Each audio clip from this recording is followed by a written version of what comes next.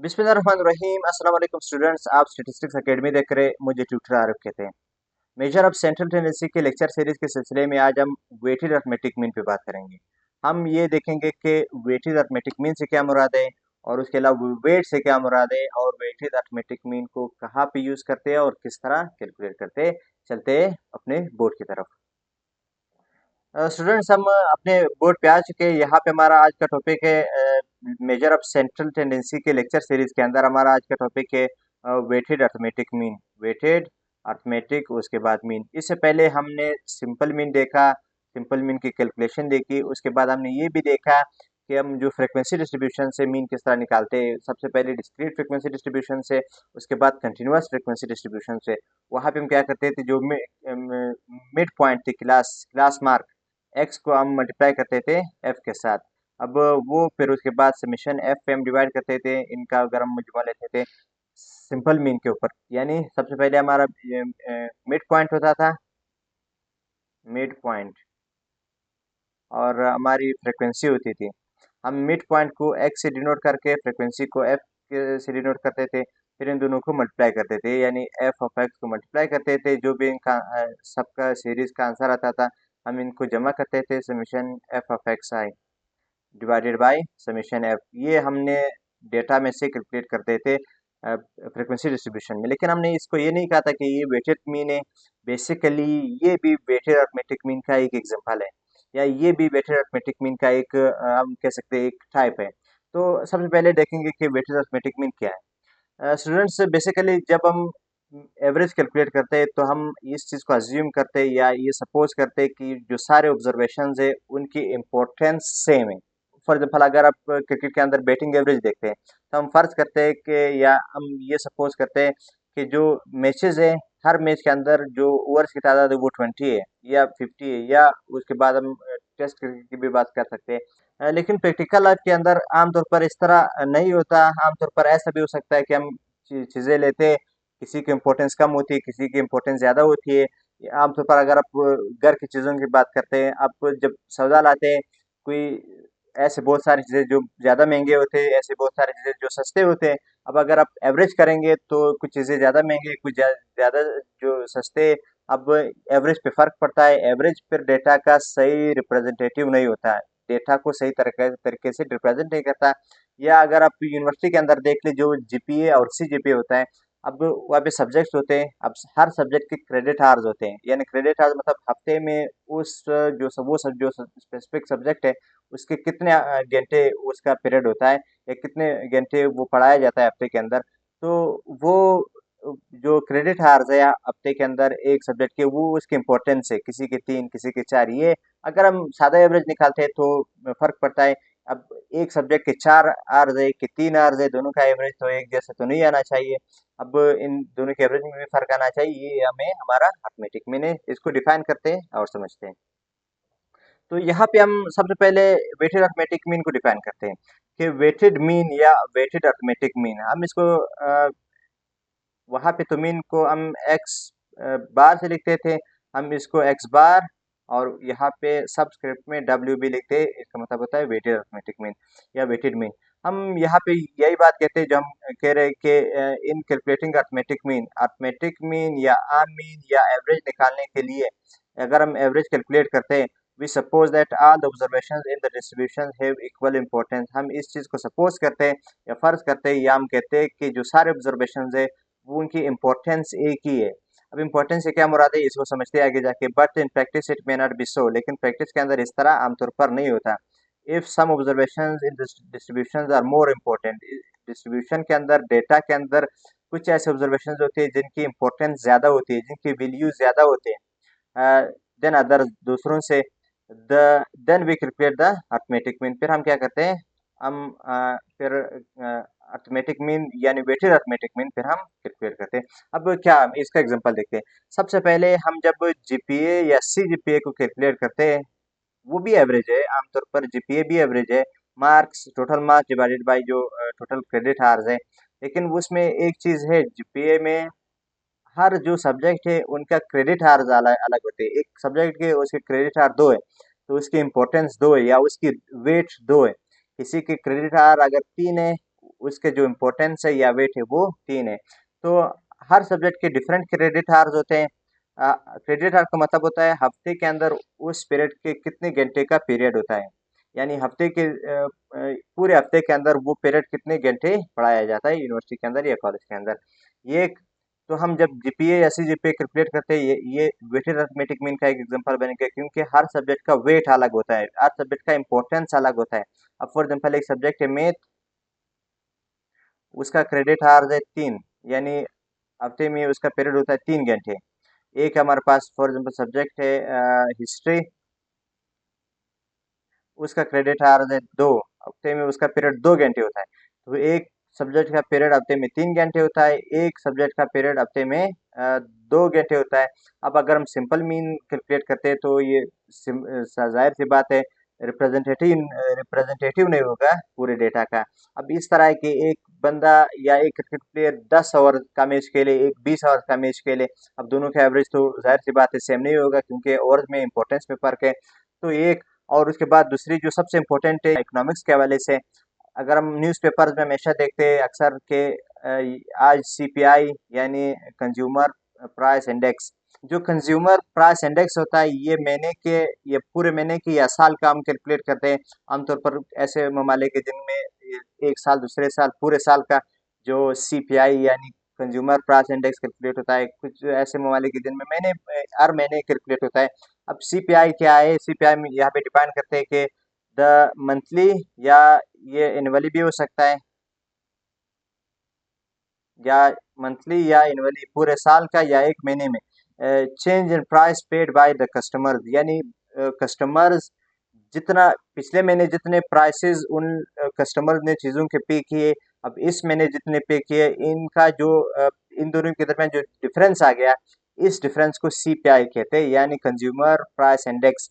अब पिछले दफ़ा फॉर एग्जांपल एक बंदे ने पिछले महीने, इससे पिछले महीने घर का सौदा खरीदा, उसने फॉर एग्जांपल 20,000 पे किए। अब इस महीने जब खरीदा तो 25,000 पे किए। अब इसके दरमियान जो डिफरेंस आया, इस डिफरेंस को कंज्यूमर प्राइस इंडेक्स कहते हैं, लेकिन ये एवरेज के अंदर होता है। किस तरह हर यानी ऑन एवरेज पिछली दफा कितने चीजें कितने थे, अब इस महीने कितने चेंज आया, अब इस चेंज को कंज्यूमर प्राइस इंडेक्स कहते हैं। आमतौर पर अखबारों में हम देखते हैं कि कंज्यूमर प्राइस इंडेक्स इतने पॉइंट्स ऊपर गया, इंक्रीज कर गया या डिक्रीज कर गया। अब ये भी वेटेड अर्थमेटिक मीन का एग्जांपल है। वेटेड का एग्जांपल इसलिए क्योंकि हर चीज हमारे घरों के अंदर जो चीजें है या गुड्स है, चीज़ों की जो इम्पोर्टेंस है वो अलग-अलग होती है, चीज़ों की जो कीमत है वो अलग-अलग होती है। मतलब एक कुछ चीज़ें ऐसी जो सस्ते, कुछ चीज़ें ऐसी जो महँगे। अगर हमने एवरेज मालूम करनी है, यानी पिछली दफ़ा एवरेज कितना खर्चा आया हर चीज़ पर, इस महीने एवरेज कितना खर्चा आया, इन दोनों के दरमियान क्या फ़र्क है, इसको तो हम कहते हैं सीपीआई। लेकिन ये एवरेज मालूम करने के लिए हमें वेटेड अर्थमेटिक मीन की तरफ ही जाना है। हमारा आज के लेक्चर का जो सबसे पहला एग्जाम्पल है वो सीजीपीए या जीपीए का है, तो यहाँ पे देखते हैं। तो यहाँ पे एक एग्जांपल गिवन है, एग्जांपल कह रहा है कि यहाँ पे एक टेबल गिवन है, इस टेबल के अंदर कुछ सब्जेक्ट्स है और उसके क्रेडिट आवर्स है और उसमें ऑब्टेन्ड मार्क्स है। अब यहाँ पे कहा गया कि the table below list the marks and the credit hours earned in one semester by a college student. एक कॉलेज स्टूडेंट है, उसके एक सेमेस्टर के अंदर उनके सब्जेक्ट और उसके क्रेडिट आवर्स और उसके मार्क्स यहाँ पे गिवन है। Calculate students grade point average, यानी स्टूडेंट का जीपीए यानी ग्रेड पॉइंट एवरेज, हम आमतौर पर उसको जीपीए बोलते हैं, जीपीए। अब जीपीए का थोड़ा सा कंसेप्ट देखते हैं कि जीपीए किस तरह कैलकुलेट होता है और ये वेटेड अर्थमेटिक मीन किस तरह, इसको देखते हैं।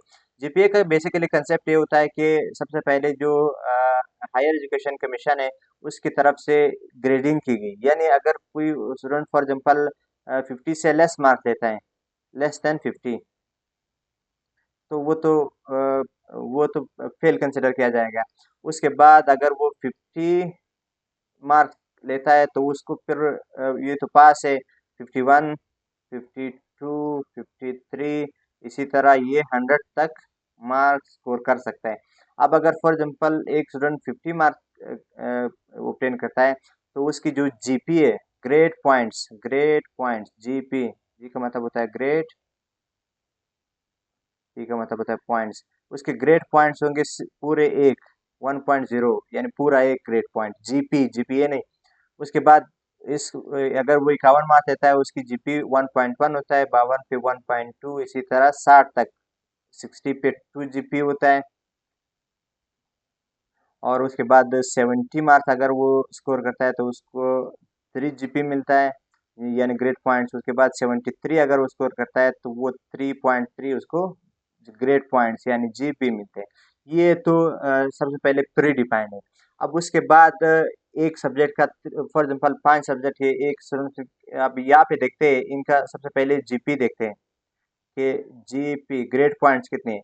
अब सबसे पहले इस स्टूडेंट्स के 81 मार्क्स है तो टोटल जीपीए तो 4 है। अब यहाँ पे तो गिवन तो नहीं है, तो यहाँ पे हम इसको थोड़ा सा स्पेसिफाई कर सकते हैं, आउट ऑफ 4, आउट ऑफ 4 यानी 4 जीपीए में से उसकी जीपीए कैलकुलेट करते हैं।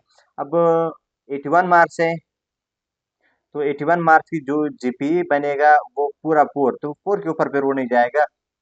80 से लेकर 100 तक वो 4 जीपीए, फिर उसके बाद जो ग्रेड है वो अलग होंगे।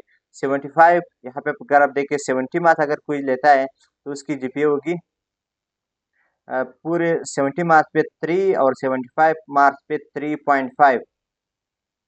अब 72 पे 3.2, 3.2। उसके बाद 65 पे, क्योंकि 60 मार्क्स पे 2.2 पूरा 2 है, उसके बाद 65 पे 6 पॉइंट सॉरी 2.5, ये हमारे यहाँ जीपी बन गया। अब जीपीए इनका एवरेज है। अब एवरेज आमतौर पर हम कैलकुलेट नहीं करते। एवरेज अगर हम सिंपल मीन कैलकुलेट करते तो जाहिर सी बात है हम सबको जमा करते, इसको इसको सबको जमा करते, जितनी नंबर बनती थी उस पर डिवाइड करते, 1 2 3 4 पे डिवाइड करते। लेकिन यहाँ पे क्या है, यहाँ पे क्रेडिट चार्ज है, एक के क्रेडिट चार्ज अलग है, दूसरे के क्रेडिट चार्ज अलग है, तीसरे के अलग है, चौथे के अलग है।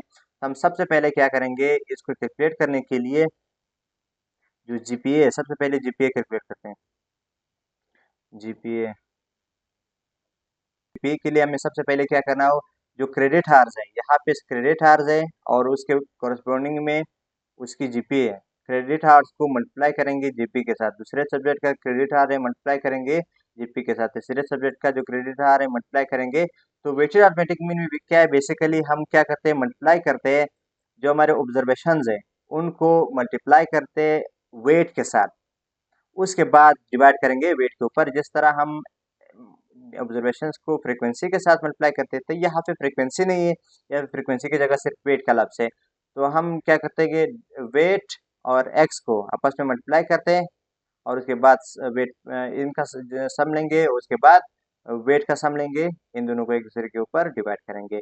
यानी सबसे पहले हम सबसे जो पहला सब्जेक्ट है उसका क्रेडिट है 3 और उसका जो जीपी है वो 4 है, इनको आपस में मल्टीप्लाई करेंगे, 3 को मल्टीप्लाई करेंगे 4 के साथ, प्लस उसके बाद क्योंकि सबका समेशन लेना है, 4 है उसको मल्टीप्लाई करेंगे 3.5 के साथ, 4 क्रेडिट आ रहा है, इम्पोर्टेंस है उसको मल्टीप्लाई करेंगे उसकी जीपी के साथ, प्लस उसके बाद 3 है, 3 को 3.2 के साथ मल्टीप्लाई करते हैं, 3 मल्टीप्लाई बाय 3.2।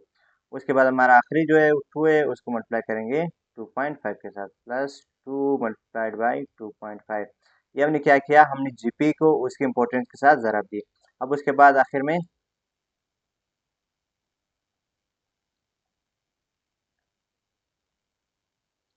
वेट पे डिवाइड करते हैं। वेट पे किस तरह डिवाइड करते हैं, यानी जो पहले क्लास का वेट है वेट 1, उसको यानी यह पहले क्लास का वेट है, दूसरे का, तीसरे का, चौथे का, इन सबको जमा करते हैं, 3 7 7 और 3 हो गया 10 और उसके बाद 12। तो सबका जो सम है 12 पे हम डिवाइड करते हैं। वहाँ पे हम जब अपने जो मीन है फ्रिक्वेंसी डिस्ट्रीब्यूशन का, वहाँ पे हम समीशन एफ पे डिवाइड करते थे, जो फ्रिक्वेंसी का सम होता था। वहाँ पे फ्रिक्वेंसी बेसिकली क्या है, इम्पोर्टेंस है। किसी क्लास की फ्रिक्वेंसी अगर 3 है, किसी की 4 है, किसी की 5 है, तो फ्रिक्वेंसी बेसिकली वेट है।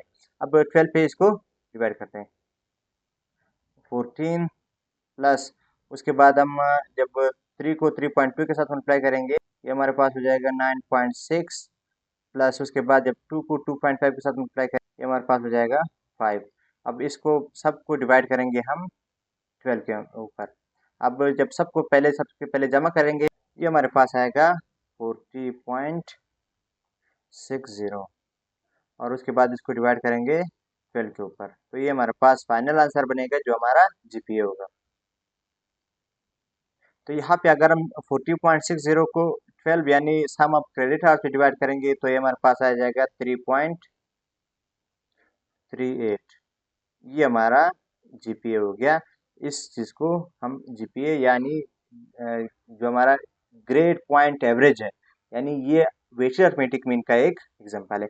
तो इस तरह हम जीपीए को भी कैलकुलेट करते हैं, इस तरह हम वेटेड अर्थमेटिक मीन को भी कैलकुलेट करते हैं।